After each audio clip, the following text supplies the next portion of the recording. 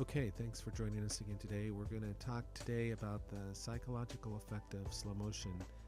This is actually one of the more powerful film techniques that there is out there, and you do see it in quite a few movies. And the main effects really are to stretch time, to emphasize that what you're seeing is an important moment, and then when shot from the point of view of the character, it can also convey a sense of empathy, weariness, sickness, or that you're actually experiencing a surreal moment.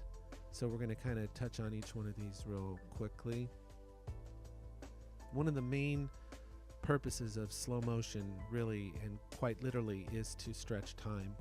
So it really should only be used for a point in your film or your movie that you need to stretch that moment out. It could be that whatever's happening is happening too fast and it needs to be slowed down, or it could just be that it's a very important moment in the film, and as such, you want to make sure that the viewer understands the effect that it has having on the character, and you really want to emphasize it. And for that reason, you don't want to be doing it every 5 minutes, maybe 2 or 3 times in the film, or maybe even only once you might do it. But what you're really saying is that what's happening at this point in time is really important and really critical, especially in the mind of the character. And what'll happen is that if you overuse it, you can turn things that are not an important moment into an important moment. Like, so this guy's just walking down the hallway. If used right, it would mean that he's going to do something pretty important right now. But it could just be he's going to the bathroom.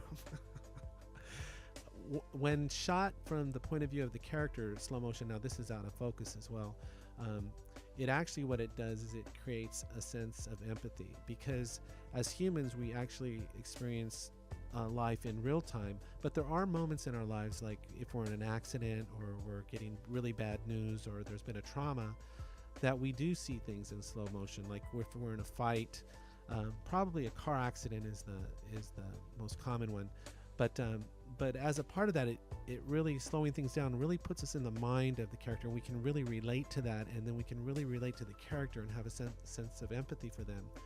So when we slow things down from the point of view of the character, it can convey a sense of sickness, because when we're sick, that's a time that things seem to be moving kind of slow. Also, when we're tired or we're weary, it kind of slows things down as well. So slow motion is a powerful effect, and but it should be used sparingly and at the right moment.